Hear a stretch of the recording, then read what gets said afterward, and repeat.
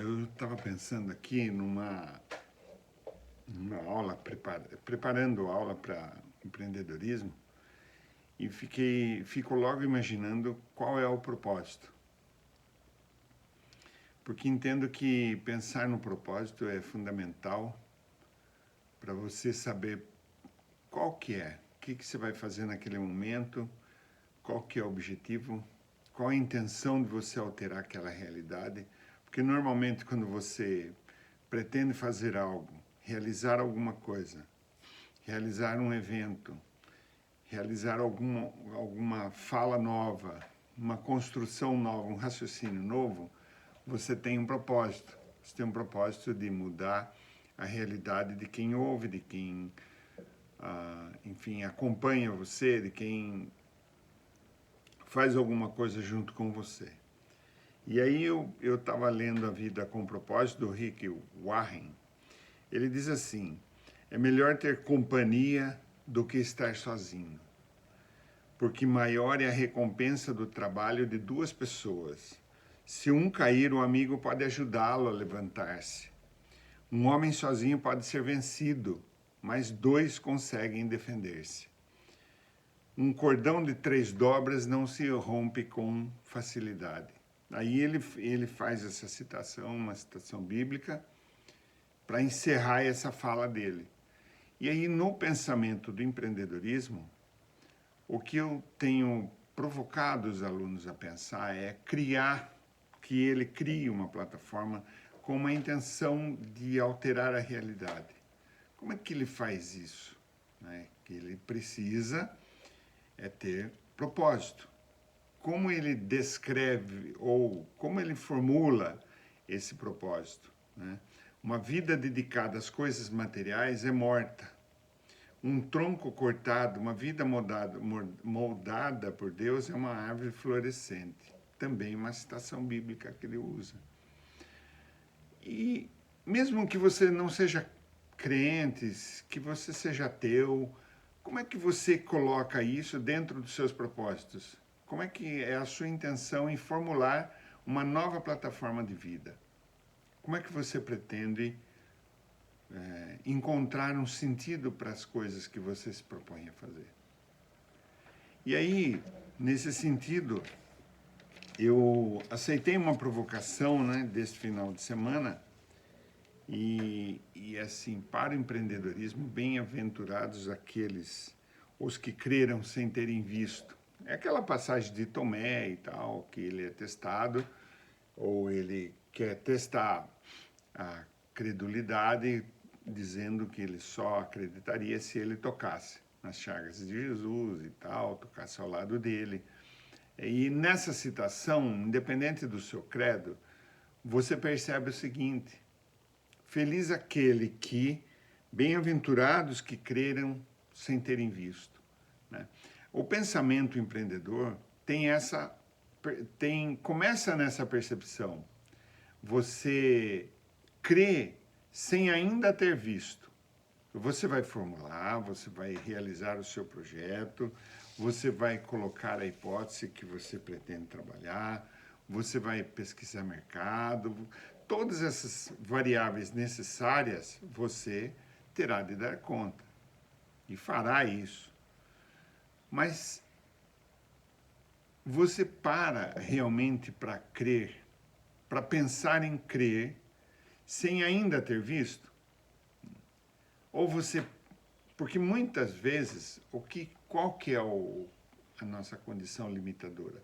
Muitas vezes nós queremos crer, mas para crermos nós precisamos de algo material, palpável, sensível, tocado, imaginado materialmente. Não conseguimos ver e imaginar sem ver, sem tocar.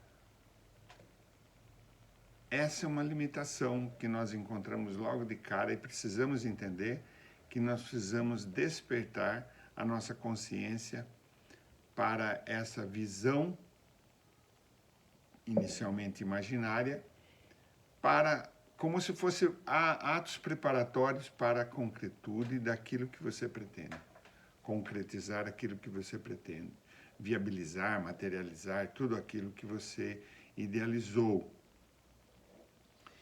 Aí, quando você imagina, né, a vida com um propósito, aí você diz assim, a procura pelo propósito, o sentido da vida, é esse autor que estou mencionando.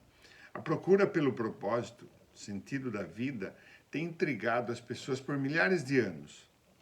Isso porque normalmente começamos pelo lado errado, nós mesmos. Nós fazemos perguntas voltadas para a nossa pessoa como o que eu quero ser, o que eu deveria fazer com a minha vida, quais os meus objetivos, minhas ambições e meus sonhos para o futuro.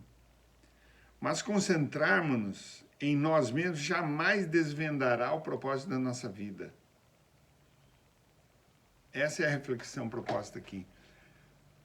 Se nós nos concentrarmos apenas na visão etnocêntrica, a partir da nossa visão, você impede que a graça se estabeleça, a graça da imaginação, a graça da sabedoria, a graça do credo, da fé, porque você, mesmo os ateus, num mundo cuja maioria crê em alguma coisa, não ter fé, ou melhor, não crer em algo pontual, também precisa de muita fé, porque você contraria uma maioria.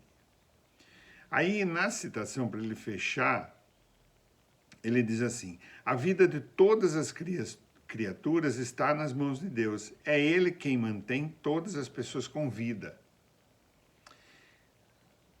Ao contrário do que dizem muitos livros famosos, filmes, seminários, você não irá descobrir o significado de sua vida olhando dentro de si mesmo. É provável que você tenha tentado isso. Muito provável que você já tenha passado por isso, olhando dentro de si mesmo. Você não criou a si mesmo. Logo, não há jeito de dizer a si mesmo para que foi criado. Parece uma contradição, um paradoxo quando você busca significado, quando você busca sentido. Aí, se eu lhe entregar uma invenção desconhecida, você não terá como saber sua serventia, nem a própria invenção terá capacidade de lhe dizer. Somente o criador ou o manual do fabricante poderá mostrar a sua utilidade. Mas desde que você, por isso que ao começo da nossa fala, iniciamos com a necessidade de criarmos parcerias. Não estamos sós. Então, imaginar um conteúdo que você ainda não tem é a melhor maneira de você descobrir. Porque olhar para as coisas que você já tem, olhar para as coisas que você já está dentro da dimensão conhecida, qual a validade disso? Nas aulas de ética e cidadania, eu tenho falado para os alunos, você se comparar com aquele que rouba, que furta, que estupra, é fácil dizer que você é um verdadeiro santo aqui na Terra. Mas compare você com os seus iguais, com quem está próximo de você, com quem você imagina que seja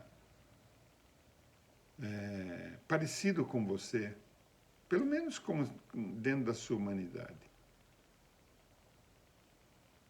Essa reflexão eu entendo como necessária para que nós possamos efetivamente conhecer aquilo, a nossa dimensão, onde é que podemos chegar. E é um começo, é uma prospecção muito limitada no início, né? Você se sente muito limitado. Mas com o passar do tempo, você vai desenvolvendo a confiança necessária para organizar os seus propósitos. Porque, ao contrário do que se imagina, que o propósito nasce junto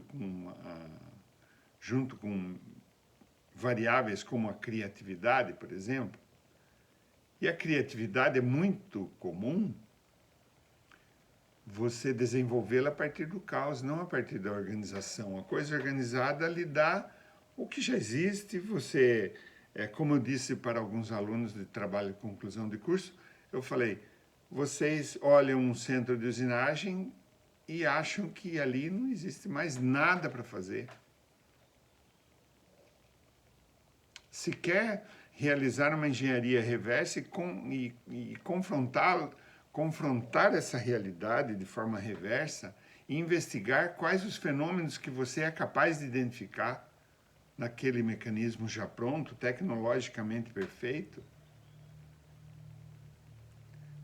contestar essas realidades, né?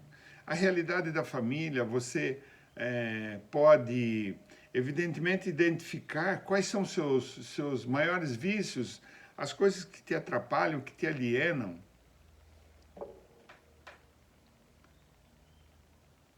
Normalmente, beber e fumar ou usar substâncias psicoativas, normalmente está estimulado com outras correlações. Com pessoas que você se encontra, com lugares que você frequenta, com as cores que você escolhe. De alguma forma está dentro dessa dimensão humana que você precisa descobrir. Voltando aqui, bem-aventurados que creram sem ter visto. Aprenda a estabelecer essa conexão. Desenvolva com você e os seus pares, as pessoas que estão à sua volta. Depois, conte para mim o que aconteceu. Bom? Obrigado.